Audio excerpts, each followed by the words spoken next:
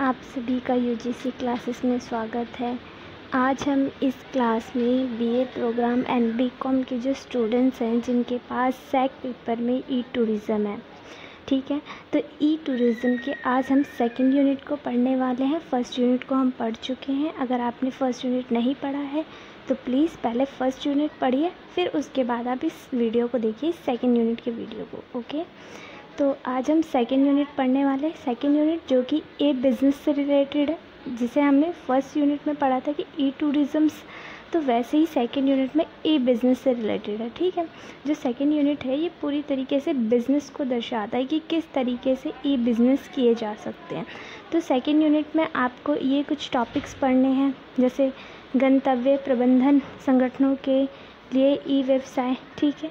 और इसी के अंदर जो होते हैं ई व्यवसाय के सिद्धांत क्या हो सकते हैं, अवधारणाएं क्या हो सकती हैं, मूल्य नेट क्या होता है, मूल्य नेट में डीएमओ की स्थिति क्या होती है, गंतव्य क्या होता है और गंतव्य ई व्यवसाय प्रणाली मॉडल क्या होता है, डीएमओ के लिए ई व्यवसाय साझेदारी ये क्या होता है, रेड एप्पल डीएमसी क्या होता है। और इस तरीके से केस स्टडीज़ भी हैं। केस स्टडी में आप पढ़ेंगे ओयो रूम्स के बारे में, ओएलएक्स के बारे में, जूम कार के बारे में, ओफो साइकिलिंग आदि के जो टॉपिक्स हैं ये केस स्टडी बेस्ड है और इस पे आप क्या करेंगे तो केस स्टडी बेस्ड से रिलेटेड पढ़ेंगे। तो हम इस सेकेंड यूनिट को स्टार्ट करते हैं। सेकेंड यूनिट जिसमें आपको फर्स्ट टॉपिक ही दे रखा है गंतव्य प्रबंधन संगठनों के लिए ई व्यवसाय सिद्धांत और अवधारणाएं, कि जो गंतव्य प्रबंधन होते हैं उसमें जो संगठन होता है वो किस तरीके से ई व्यवसाय करता है, उसके लिए कौन कौन से सिद्धांत होते हैं और कौन कौन सी अवधारणाएं होती हैं इसके प्रति, ठीक है। मूल नेट क्या होता है और मूल नेट में डीएमओ की स्थिति क्या होती है, ठीक है। गंतव्य प्रबंधन संगठनों के लिए ई व्यवसाय एक महत्वपूर्ण रणनीति है, ठीक है। जब हम गंतव्य प्रबंधन संगठन की बात करते हैं तो उसमें जो ई व्यवसाय होता है वो बहुत ज़्यादा महत्वपूर्ण होता है स्ट्रैटेजी के तौर पे, जो उन्हें अपने गंतव्यों को प्रभावी ढंग से बढ़ावा देने और प्रबंधित करने में मदद करती है। मूल नेट में डीएमओ की स्थिति को समझने के लिए हमें पहले कुछ प्रमुख अवधारणाओं को समझना होगा। ये जो है मूल नेट, ये जो टॉपिक्स हैं कि मूल नेट क्या होता है, तो हम देख सकते हैं कि मूल नेट जो है एक प्रकार का मॉडल होता है, ठीक है, जो व्यवसाय को अपने ग्राहकों के लिए मूल्य बनाने और प्रदान करने के तरीकों को समझाने में क्या करता है, मदद करता है। इसमें विभिन्न हितधारकों के बीच संबंधों और लेन देन को शामिल किया जाता है। हितधारक मीन्स की जो बेचने वाला व्यक्ति होता है और जो खरीदने वाला व्यक्ति होता है, उन दोनों के बीच के संबंधों को दर्शाया जाता है, ठीक है। जैसे कि ग्राहक, आपूर्तिकर्ता, भागीदारी और प्रतिस्पर्धी, ठीक है। तो हम देखते हैं डीएमओ की स्थिति क्या होती है। सेकंड टॉपिक है कि डीएमओ की स्थिति क्या होती है। तो डीएमओ की स्थिति मूल नेट में एक महत्वपूर्ण भूमिका निभा सकती है और डीएमओ के गंतव्य प्रबंधन और प्रचार के लिए जिम्मेदार होते हैं और वे विभिन्न हितधारकों के साथ काम करते हैं, जैसे कि पर्यटन व्यवसाय, स्थानीय समुदाय और सरकारी एजेंसियाँ, ठीक। ई व्यवसाय रणनीति, ई व्यवसाय मीन्स कि जो ई बिज़नेस होता है, जो डिजिटल रूप से बिज़नेस किए जाते हैं, उसकी क्या स्ट्रैटेजी होती है। तो उसमें हम देख सकते हैं कि फर्स्ट ग्राहक संबंध प्रबंधन होता है, कि ग्राहकों के साथ संबंधों को प्रबंधित करने और उनकी आवश्यकताओं को समझने के लिए किया जाता है। दूसरा परिचालन उत्कृष्टता होती है कि किस तरीके से उस चीज़ों को वर्क करना है ना, गंतव्य के प्रबंधन और प्रचार के लिए प्रक्रियाओं को अनुकूलित करने और सुधारने के लिए किया जाता है। जो थर्ड है इसकी स्ट्रैटेजी वो है डिजिटल मार्केटिंग, की गंतव्यों को ऑनलाइन बढ़ावा देने और आकर्षित करने के लिए क्या किया जाता है।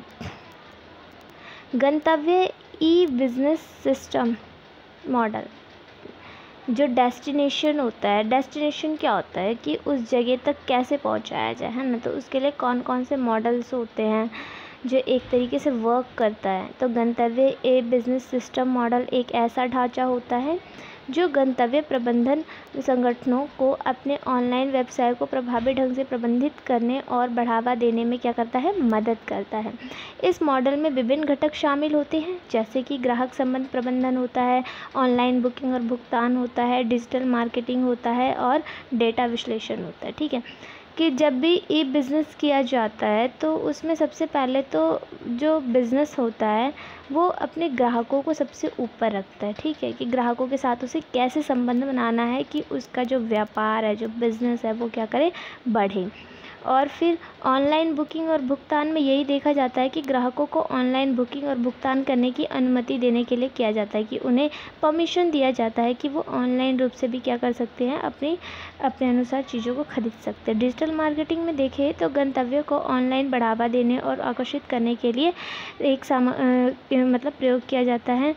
और फिर फोर्थ टॉपिक जो है सामग्री प्रबंधन, इसमें गंतव्य के बारे में पूरी जानकारी होती है। ठीक है, डेटा विश्लेषण में यही होता है कि ग्राहकों के व्यवहार और गंतव्य के प्रदर्शन को समझने के लिए किया जाता है, कि आखिर डेटा जो कलेक्ट किया जाता है उसमें यही देखा जाता है कि जो कस्टमर है उसका, उस बिज़नेस, वो जो कंपनी है जो क्या करे, अपने प्रोडक्ट को लॉन्च कर रही है, तो उस प्रोडक्ट के प्रति ग्राहकों की क्या फीडबैक है, वो चीज़ें देखी जाती है कि इसमें डाटा संग्रह में।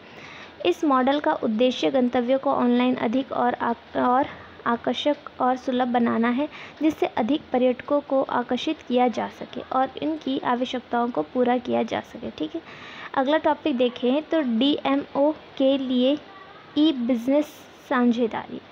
ठीक है, डेस्टिनेशन मॉडल ऑर्गेनाइजेशन। ठीक है, गंतव्य प्रबंधन संगठन। तो DMO के लिए ई बिज़नेस साझेदारी एक ऐसी रणनीति है जिसमें DMO अन्य व्यवसायों या संगठनों के साथ। तो अब हम ई बिज़नेस साझेदारी के प्रकार को पढ़ते हैं। ई बिज़नेस साझेदारी में देखें तो ई बिज़नेस का मतलब ही क्या है।